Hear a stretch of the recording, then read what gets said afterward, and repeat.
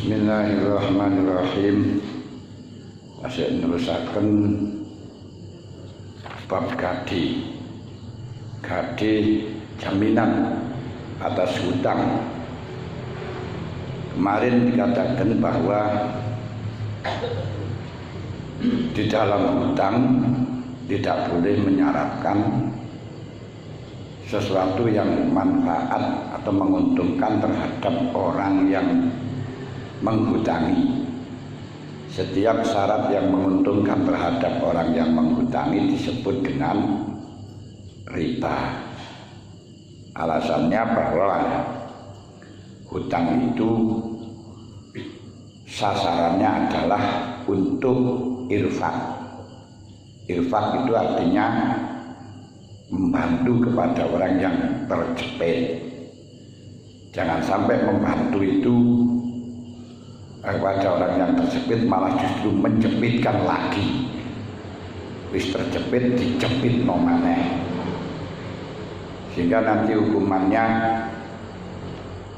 orang yang seperti orang yang berenang pada lautan darah, dia berusaha untuk bangkit. Ketika sudah hampir sampai pada finish, pada tempatnya dilemparin batu lagi, dibeles nomane. Sebagaimana ketika orang yang terjepit akan mampu bayar melunasi hutang, tapi karena kena bunganya akhirnya kena beleskan lagi. Gak mampu lagi, sudah mampu untuk bayar tapi karena bunga akhirnya tercebur lagi. Itu termasuk riba. Namun hal ini terjadi pada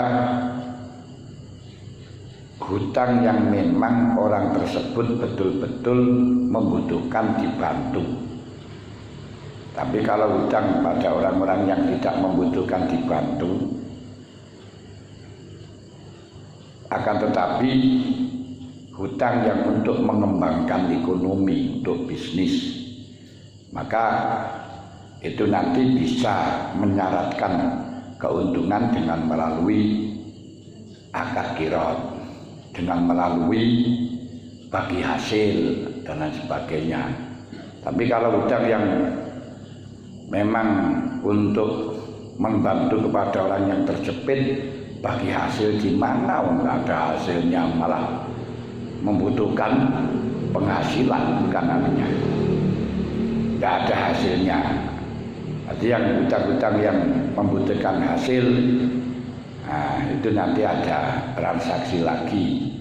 Seperti halnya hutang-hutang di bank, ini memang dipersiapkan, disediakan untuk orang-orang yang mengembangkan bisnis, maka di sana harus ada pembagian hasil. Boleh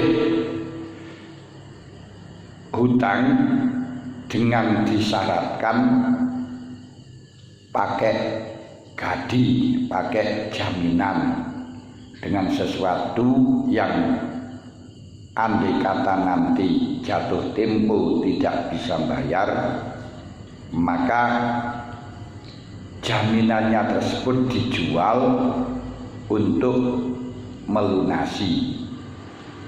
Dan di dalam praktek melunasi di sini bukan barangnya disita, enggak, tapi barangnya dijual. Nanti kalau ada lebihnya dari hutang, ya dikembalikan kepada yang punya barang. Kalau nanti kurang, ya terpaksa harus nambahi, bukan berarti langsung disita. Termasuk ketika tidak ada jaminan dan ternyata orangnya tersebut sebenarnya mampu untuk membayar, tapi gak mau bayar, ini juga kita boleh menyita barang-barang yang dimiliki. Punya hutang, berapa nggak bayar, padahal dia mampu untuk membayar, untuk masih memiliki barang-barang, terus almarinya atau televisinya atau apanya lah disita, itu boleh. Tapi bukan berarti disita, ambil saja dijual, digunakan untuk bayar utang, itu boleh. Bahkan kalau nanti hutang tersebut tidak ada,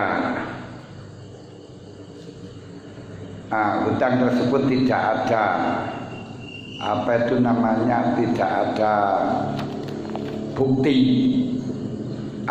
secara formal dalam pemerintahan misalnya, maka nanti boleh istilahnya dufer itu bobol rumah, mengambil barang tanpa diketahui, itu boleh. Atau orang yang ditipu lain orang sehingga dia kerugian karena penipuan itu, dan dia akan bisa mengambil dengan secara terbuka, nggak bisa, itu boleh mengambil dengan secara siri, mengambil dengan secara rahasia miliknya orang yang menipu, sesuai dengan kadar yang diambil, sesuai dengan kadar yang ditipu, itu boleh. Wa jazaa'u sayyi'atun misluha. Pembalasan orang yang melakukan kejelekan adalah kejelekan yang setara dengan kejelekan yang diperlakukannya. Cuman waman afa wa aslaha fa ajruhu 'ala Allah. Apabila orang itu mau mengampuni, damai saja, tidak usah diambil, itu nanti akan dikasih oleh Allah Ta'ala, dikasih pahala oleh Allah. Nah, sehingga kalau di dalam bahasan fikih itu secara formal, fikih itu untuk hukum lahir dalam rangka mensatukan, merukunkan, saling menjaga, tidak merugikan satu dengan yang lain, itu diperbolehkan. Nah, kan fikih itu sih penting, jangan sampai kita merugikan kepada orang lain dan jangan dirugikan oleh orang lain. Kalau fikih macam itu, tidak harus bagaimana cara kita berbuat baik pada orang lain, enggak. Tapi kita jangan merugikan orang lain, tapi juga jangan dirugikan oleh orang lain. Itu namanya fikih. Makanya kalau kita ditipu uang 2 juta misalnya, dan kita nggak bisa untuk mengambilnya, dia galak dan marah-marah, kita bisa mengambil barangnya dia yang dia tidak tahu, misalnya diambil yang senilai 2 juta, itu boleh. Semacam itu boleh dalam fikih. Nah, tapi kalau dalam tasawuf tidak membicarakan tentang kita membalas kepada orang lain, tentang biar kita tidak dirugikan oleh orang lain, tapi bagaimana kita berbuat baik pada orang lain, tidak bikin rugi pada orang lain, tidak memikirkan dirinya dibikin rugi atau tidak. Itu urusan tasawuf, bedanya ke sana. Makanya kalau bidang fikih itu ya dalilnya wa jazaa'u sayyi'atum misluha. Balasan dari kejelekan ya setara dengan kejelekan yang diperlakukan. Balasan mencuri ya akan dicuri sesuai dengan kadar yang dia curi. Tapi kalau di dalam tasawuf bahasannya waman apa wa aslaha fa ajruhu 'ala Allah. Siapa yang mau mengampuni, siapa yang mau damai, maka akan dikasih pahala oleh Allah. Seperti dalam fikih ketika kita punya hak kepada orang lain dan memang dia tidak mampu membayar, tidak punya apa-apa. Tadi kan boleh mengambil itu konsepnya dia mampu membayar tapi tidak mau bayar. Tapi kalau memang dia tidak mampu membayar, nggak ada sama sekali, kewajiban kita cara fikih tidak boleh merugikan kepada dia, yaitu harus menunggu sampai dia mampu. Karena nggak mampu diperes-peres ya nggak ada. Itu fa'in kana tu usratin fanadiratun ila maisarah. Tapi urusan fikih, urusan tasawuf, wa antasaddaqu fa huwa khairul lakum. Kalau kamu mau membebaskan dia dari hutangmu, itu alangkah indahnya, alangkah baiknya. Ini urusan tasawuf. Nah, sebaiknya untuk mengkapulasikan dua hal ini, mensatukan dua hal ini untuk diri kita, yaitu mengamalkan pendekatan tasawuf yang baik. Nah, di mendekatkan tasawuf yaitu bagaimana kita berbuat baik kepada orang lain, minimal untuk kepada orang lain jangan melakukan salah. Jangan melakukan salah. Tapi kalau orang lain melakukan pada diri kita, kita pendekatannya pakai tasawuf. Nah, itu bagus. Enggak, malah justru dibalik. Kalau kepada diri kita selalu dengan fikih, kalau kepada orang lain menuntut orang lain supaya berbuat baik pada kita. Masa begitu saja kamu mengampuni, masa begitu saja kamu nggak rela. Tapi kalau pada dirinya nggak melakukan semacam itu, semacam kan kenyataan dalam fenomena zaman sekarang kan semacam itu. Kalau dia yang diadili bengok-bengok, masa begitu saja kan dimaafkan. Tapi kalau orang lain yang salah, wah sudah dihujat. Itu fenomena yang ada pada zaman sekarang. Terus kita teruskan kemarin di dalam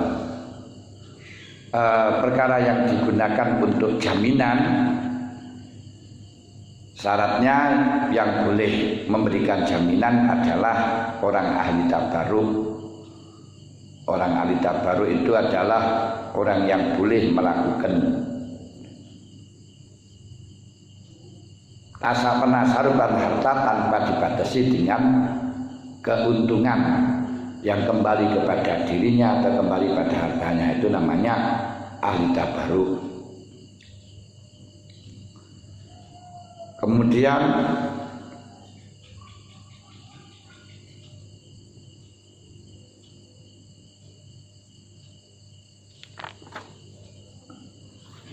ka'ayat tahina alama yang walau kanat al-ainu al-marhunatu juz'an musa'an aw ariyatan. Barang yang dijadikan jaminan itu boleh berupa barang yang dimiliki dengan musa. Apa perkara yang dimiliki musa itu? Perkara yang dimiliki yang belum ditentukan bagiannya, seperti panjenengan memiliki tanah warisan, misalnya 1 hektar, saudaranya 6, belum dibagi. Ini namanya barang musa. Nah, panjenengan memiliki 1/6 tapi belum dibagi yang mana, itu namanya musa. Nah, barang musa tadi pemilikan yang masih campur dengan yang lain, belum jelas mana bagiannya, tapi sudah diketahui berapa bagiannya, itu namanya musa. Itu boleh digadikan, boleh dihibahkan, boleh diwakafkan. Di panjenengan mempunyai barang belum dibagi, masih join. Jadi apa yang namanya musa itu join, masih milik bersama. Nah, masih milik bersama, itu boleh diwakafkan, boleh dihibahkan, boleh pula digadikan. Awariatan atau barang pinjaman. boleh kita pinjam barang untuk digadaikan, itu boleh. Nah, dengan catatan orang yang meminjamkan tahu kalau digadaikan.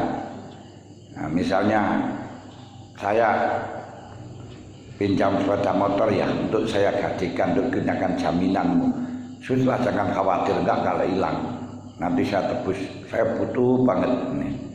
Atau sekarang ini milih sepeda motor tidak bawa motornya, cuma apa tuh pinjam BPKB, itu namanya pinjam motor sudah.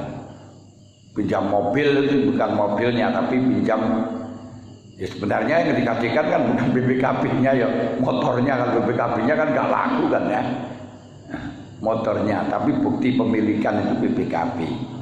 Maka disitulah pinjam BPKB boleh untuk dijadikan jaminan dengan mendapat izin dari yang memiliki. Wa ilang yusari bilabdiha, walaupun tidak menjelaskan kepada Malik dengan langsung lafaz soreh untuk gadi. Contohnya ka'angkola lagu malikuha irhanha bidainika, ngedon irhanha bidainika, walaupun nggak pinjam mungkin sudah. Kamu butuh modal, iya. Sudah, ini BPKB ini carikan jaminan untuk utangmu, kayak modal. Nah, ini boleh. Nah, terus dibawa ke bank karena biasanya butuh jaminan, terus barang tersebut untuk dicari gunakan utangan, boleh. Kenapa kok boleh? Dalam hal ini li'anna li husuli tawassub biha, karena jaminan tersebut telah berhasil dengan adanya barang pinjaman. Karena yang terpenting hutangnya itu ada jaminan, dan di sini sudah berhasil jaminannya, maka boleh. Wa yasiwi aradin naqdili dzalika alal aujah wa in mana'na yaratuli dari dzalik. Kita menggadaikan emas atau perak yang sudah digunakan, dicetak menjadi uang, ini dijadikan sebagai jaminan, itu boleh. Dipinjamkan untuk sebagai jaminan, itu boleh. Walaupun tidak boleh dipinjamkan selain digunakan jaminan. Nah, karena uang emas perak itu bukan perhiasan, didasarkannya hanya dengan dijual. Nah, pinjam pada perkara yang tasarufnya dijual itu tidak boleh, karena pinjam itu harus mengembalikan barangnya. Pinjam barang yang tasarufnya dijual seperti pinjam duit tidak boleh. Kalau yang terjadi di masyarakat itu namanya saja pinjam, tapi intinya bukan pinjam tapi hutang, tidak masalah yang semacam itu. Jadi menggadaikan uang itu boleh. Uang perak atau uang emas, tapi kalau dipinjamkan nggak boleh, karena nggak ada manfaatnya kecuali ditasarufkan. Sedangkan digadaikan itu bisa dikarenakan sudah cukup bisa hasil di dalam di dalam jaminan. Misalnya hutang uang perak 10 dirham, terus jaminannya emas 10 dinar, enggak masalah. Loh, kenapa tidak emasnya saja? Mungkin eman didol ben butuh. Nah, terus dia utangan yang butuh yang kecil saja. Bicara uang punya sapi butuh kambing ya, hutang kambing jaminannya sapi loh. Kenapa nggak dijual sapinya saja, terlalu besar karena butuhnya kecil gitu loh. Misalnya ngoten. Bisalti ma'rifati fayasiku rahnu mu'alin bi'idni malikin. Boleh kita meminjamkan, menggadikan barang pinjaman dengan catatan yang memiliki mengizini seperti pinjam BPKB. Kalau sekarang itu namanya pinjam BPKB ya jelas digunakan untuk jaminan. Kalau tidak digunakan untuk jaminan ya nggak sah atau BPKB. Buat apa BPKB ya? Nanti kalau sekarang namanya pinjam BPKB, di jaminan dengan BPKB itu boleh walaupun pinjaman BPKB selain digunakan untuk jaminan tidak sah. Jadi kita pinjam BPKB bukan untuk jaminan itu tidak sah. Kenapa? Karena tidak ada manfaatnya. Buat apa manfaatnya BPKB? Tapi kalau dijadikan jaminan ini ada manfaatnya. Ini sama dengan gadin nakdun itu seperti tadi niku. Nakdun itu masih seperti BPKB ini. Jadi pinjam BPKB selain digunakan untuk jaminan tidak sah karena tidak bisa diambil kemanfaatan. Tapi pinjam BPKB digunakan untuk jaminan diperbolehkan. Nah tujuannya apa? Yaitu untuk jaminan hutang kalau tidak bisa bayar nanti yang diambil bukan BPKB-nya, yang diambil ya sepeda motornya. Boleh tadi dengan syarat mendapat izin bisyarti ma'rifatihi al-murtahinu, dengan syarat pula bisyarti ma'rifi al-murtahina, dengan syarat bagi pemilik BPKB tersebut mengerti siapa yang menerima gadian. Karena kalau tidak kenal dengan yang tidak tahu siapa yang menerima gadian, itu jangan-jangan yang menerima itu orang yang nakal. Wajin saden, dan tahu hutangnya apa, wakodrahu dan berapa, sehingga bisa ngukur ini saya pinjamkan enggak, pinjam BPKB-nya kau carikan berapa, hutang berapa, 30 juta, wah sudah gak bisa itu. Nanti gak pulang BPKB itu kalau kamu yang hutangnya.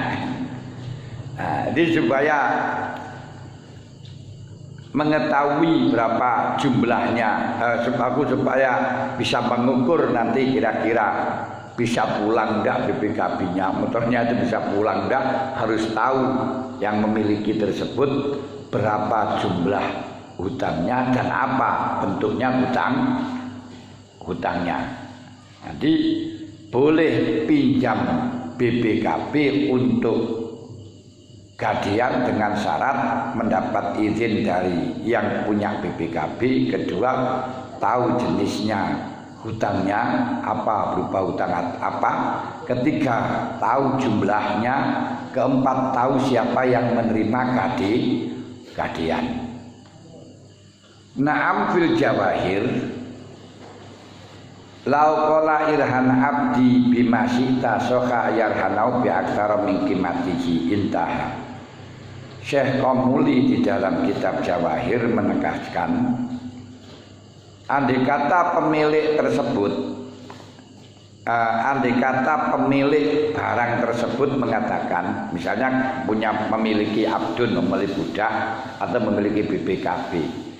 BPKB ini silahkan kamu gadikan dengan apapun yang kau kendaki.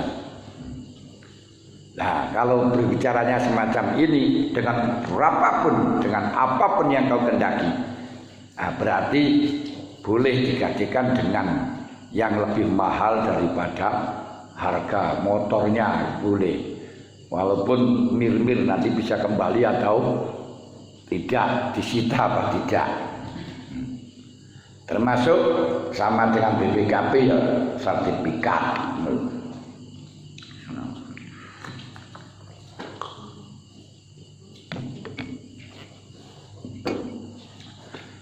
Meminjamkan sertifikat itu tidak sah karena bukan barang yang bisa diambil kemanfaatan.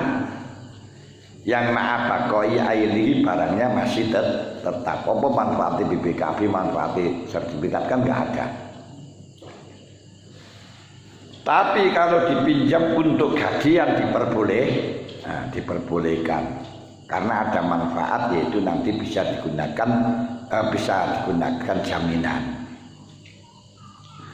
Walau ayana kodron parokana biduni ijazah. Kalau yang punya BPKB atau sertifikat tersebut menentukan dengan ukuran, ini boleh kau gadekan 10 juta. Nah, terus digadekan bawahnya 5 juta saja, boleh. Nah, kenapa? Karena kalau ridho dengan 10 juta di bawahnya lebih ridho. Yang tidak boleh itu di atasnya.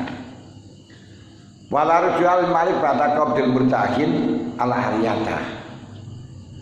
Kalau pinjaman, mestinya asli pinjaman itu bisa diambil oleh yang meminjamkan kapan saja, walaupun belum dimanfaatkan oleh orang yang pinjam. Panjenengan meminjamkan mobil kepada seorang, kemudian walaupun sudah ditentukan 5 hari belum dipakai, diambil, tidak apa-apa. Kasih tau tak seleno mau balik no, itu nggak apa-apa dalam secara fikih.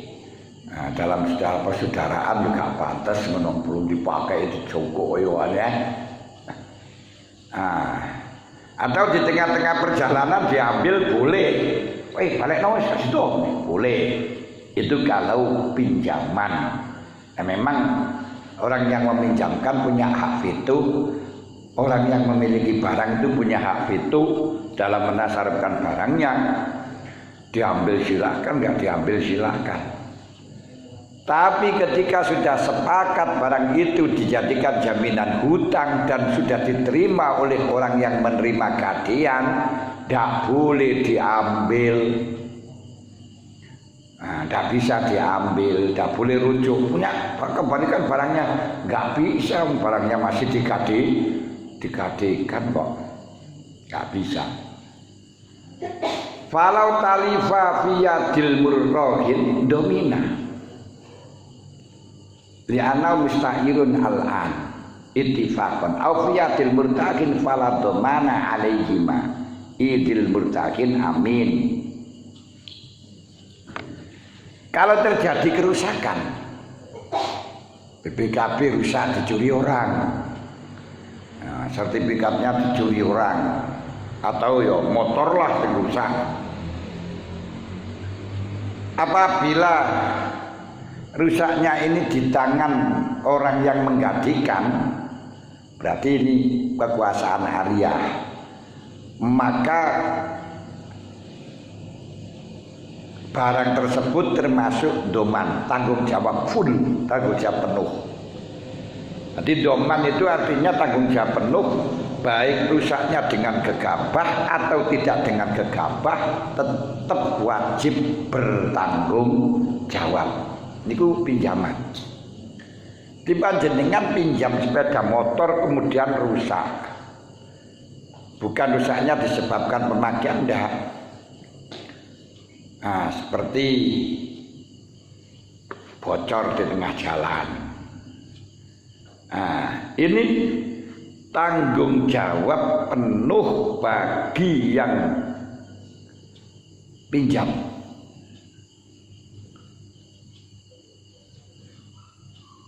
Dicuri orang walaupun sudah dikunci kok dicuri orang, tanggung jawab penuh, tetap wajib mengganti. Tapi kalau rusaknya ini di tangan orang yang menerima gade, maka bagi yang menggadekan dan yang menerima gade tidak bertanggung jawab balik amanah. Lah, amanah itu bagaimana? Kepercayaan. Amanah itu wajib mengganti atas kerusakan bila dilakukan dengan gegabah. Tapi kalau sudah berhati-hati, tidak kewajiban untuk tanggung jawab, itu namanya amanah. Orang yang menerima gade itu kekuasaan amanah. Apabila barang itu sudah dijaga sesuai dengan tempat penjagaannya, sudah dirawat sesuai dengan model perawatannya, ternyata rusak, ternyata hilang, tidak wajib mengganti. Tapi kalau pinjam tadi wajib ganti. Makanya apabila orang itu pinjam mobil bocor, berani kenaan vakum, wajib nambal lagi. Tapi kalau menyewa tidak kewajiban. Kenapa? Karena menyewa itu kekuasaannya amanah. Nah, kalau tidak gegabah ya sudah kewajiban. Makanya kalau nanti ditambalkan, ya bisa dipotong dengan penyewaannya. Tadi saya tambalkan habis sekian, ya bisa semacam itu. Tapi kalau pinjaman tidak boleh. Nah, ini saya tambalkan habis sekian, ya tanggung jawab sampean loh, sampean pinjam kok. Ini loh biasa yang ngoten. Di perbedaan kekuasaan amanah dengan doman semacam itu. Doman dengan amin, domin dengan amin. Seperti panjenengan disuguhi wong, disuguhi wedang, seperti ngeten iki disuguhi wedang. Bismillahirrahmanirrahim.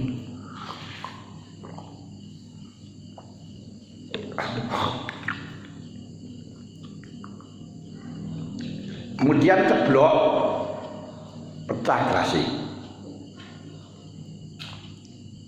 wajib menjoli. Kenapa? Karena gelas ini, cengkir ini pinjaman.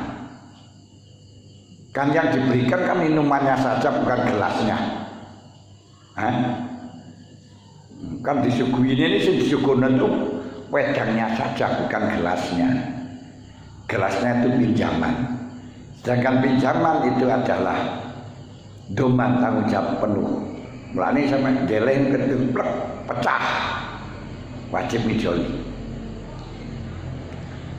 Tapi kalau di warung kita dikasih wedang, makan dengan dikasih piring, itu kan yang dijual makanannya, yang dijual kan minumannya. Sedangkan wadahnya itu penyewaan,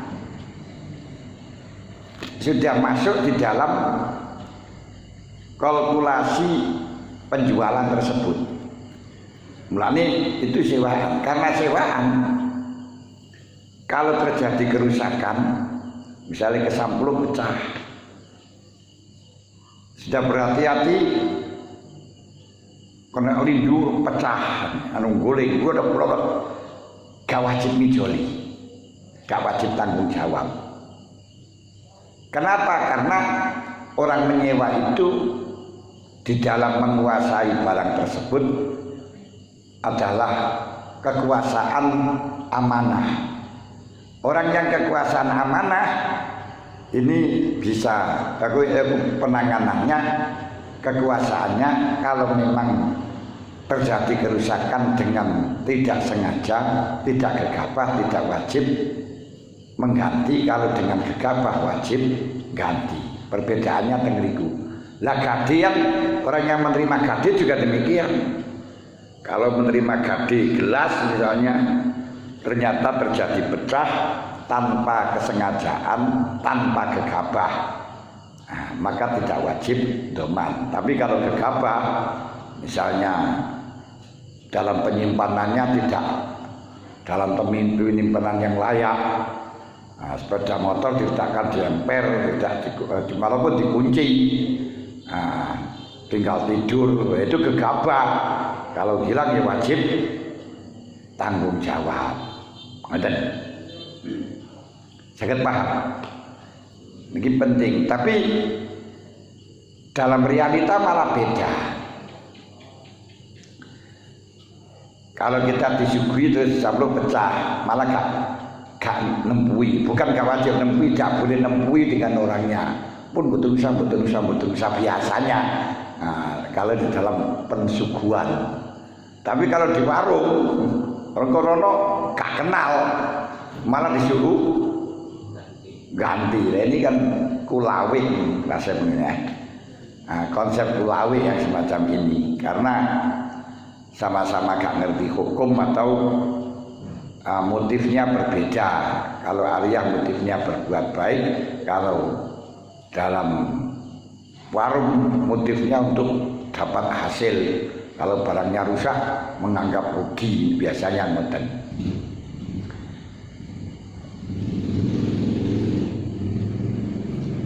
Walam yaskut al-haq an dimmatir rohin.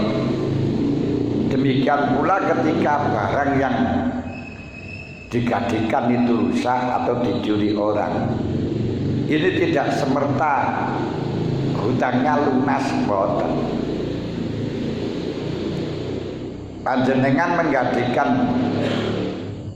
sertifikat dengan hutangan 100 juta, ternyata sertifikatnya hilang, sudah disimpan rapat-rapat, ternyata hilang. Ini kan yang menerima gade, menerima sertifikat gak harus bertanggung jawab kalau memang tidak gegabah. Terus dengan hilang itu, dengan kerusakan itu tidak semerta hutangnya bebas, ya tetap hutangnya 100 juta, tetap 100 juta. Demikian pula orang yang hutang dengan jaminan sepeda motor, hutang 10 juta, jaminan sepeda motor King. Nah, kemudian sepeda motornya hilang, sudah dimasukkan rumah, ya ditutupi omahe, ya dikunci. Ternyata ada maling masuk nyolongan, karena maling itu nyolongan. Nah, setelahnya dicolong ya hilang, dicolong kok. Nah, ini bagi yang menerima gade tidak harus tanggung jawab karena memang sudah dijaga yang semestinya. Tapi olahnya maling yang tukang nyolong akhirnya hilang. Terus uang 10 juta itu tidak semerta-merta lunas. Enggak. Ya tetap hutangnya 10 juta harus dibayar, sepeda motor hilang. Nah, ini bagaimana? Itu yang musibah. Ya sudah, nggak bagaimana.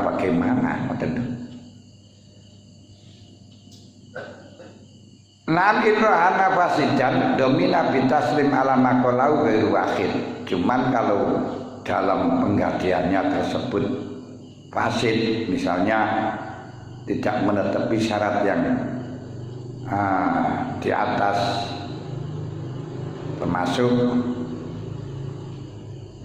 pinjaman tapi tidak bilang kalau itu akan digajikan, kemudian terjadi kerusakan, maka kekuasaannya ini adalah tanggung jawab penuh seperti barang gosopan. Berarti kalau tanggung jawab penuh, baik gegabah atau tidak gegabah, bila terjadi kerusakan wajib tanggung jawab. Panjenengan gosok sandal, lah kok merem-merem digawe pelek kaplire pedhot, itu aduh wajib mijoli. Loro sengaja nggak sengaja ya selangga ya karena urusan, karena panjenengan gosok lah kok ngerti lah itu sandalmu kok ngerti gak ngerti, tapi realitane gosok mboten mawon tenan. Lah lek nyilih gak masalah. Kalau pinjam terus kaplire pedhot kan gak sengaja kan itu gak wajib tanggung jawab. Karena gak gegabah, asalkan kakinya tidak lebih besar dari ukuran sandal. Kalau kakinya lebih besar dari ukuran sandal berarti itu gegabah. Wa yubau al-mu'ar bi murjati maliki dakhuludin. Sumayar jiul malik ala rohin bisa manilali biabiji. Ketika jatuh tempo hutangnya dan ternyata yang menggantikan tadi tidak mampu membayar, maka barang yang digantikan tadi bisa dijual. Kalau memang barang tadi pinjaman, ya tetap dijual dengan mendapatkan izin atau dengan tarin kepada malik. Jadi yang adil yang jual adalah hakim dengan minta izin kepada pemiliknya. Barangkali pemiliknya yang akan nebus. Jadi dibilangi, Pak, sepeda motor sampean ini akan disita karena BPKB-nya telah digadekan. Ini sudah jatuh tempo, yang menggadekan tidak bisa membayar. Apakah sampai merelakan sepeda motor dijual untuk melunasi utang? Apakah panjenengan nebus BPKB ini? Kan milih, wah ini pahit, jadi kayak gini kira rame-rame duwe kau nebus lu, kan sampai wis ngizini. Nah, berarti sama halnya dengan tanggung jawab, betul. Lah nanti setelahnya dijual, simayarjul malik ala rohin bisa manihi. Lalu bagi pemilik minta samannya kepada minta ganti rugi terhadap orang yang pinjam tadi, yang menggadekan sesuai dengan samannya. Bukan nilainya tapi saman. Nilai dengan saman itu berbeda. Kimah nilai itu adalah sesuai dengan harga barang yang layak, itu namanya kimah. Kalau saman itu perbandingan dari barang yang dijual. Nah, jumlahnya terserah pinter-pinteran dalam transaksi itu saman. Kalau sepeda motor mungkin nilainya 15 juta, kalau dijual bisa laku 12, bisa 13, bisa 17, tinggal sifat pembelantiannya ini pinter apa enggak gitu ya. Lah podo pintere ya kasih do. Nanti niku saman, bedane ngoten. Layasiku bisa timaya dulu rohina bil mutahina, tidak boleh. Nah, ini kajian yang semacam